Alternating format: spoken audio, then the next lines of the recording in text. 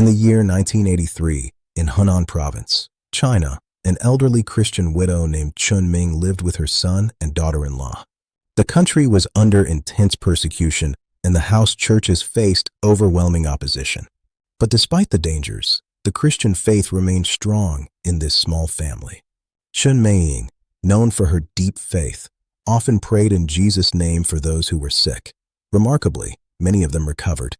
But one day, a man who was near death was brought to their home. His condition was grave, so much so that he could not even sit up. He was carried inside, laid upon a bed, and they began to pray. In the middle of their prayers, something unimaginable happened. The man died. In China, the law is clear. If someone dies while in your care, you are held responsible. When the man's family, who did not share the faith, heard what had happened, they lodged a formal complaint. The authorities acted quickly. The three Christians, Chen Meiying, her son, and her daughter-in-law, were arrested and charged with murder. The day of the trial arrived. It was a public trial in the city of Pingdingshan. The courtroom was packed with spectators. Some came to witness the Christians' punishment. Others came out of curiosity, and many believers came to pray for their brethren.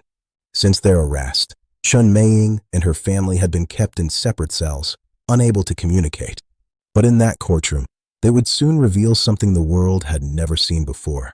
When Chen Meiying stepped before the judge, the unexpected happened. Instead of pleading for mercy, she spoke with calm resolve. "Judge, I am the one you should hold guilty for the man's death. He came to my house, and he died while I was praying for him. I am fully responsible and deserve to die. Please, let my son and his wife go free. They have done nothing wrong. They are young and have so much to offer our nation. I am old and have lived a full life." The judge was stunned, but the story didn't end there. Chen's son was called to the stand next. Without hesitation, he too declared his own guilt. "Judge, I am the one to blame for this man's death. I am the man of the house and should be fully responsible. My mother is just an old woman who could never harm anyone, and my wife wasn't involved. Please, let them live. I am the one you must punish." And then it was Chen's daughter-in-law's turn. She, too, refused to defend herself and instead took full responsibility for the man's death. "Judge, I too take responsibility.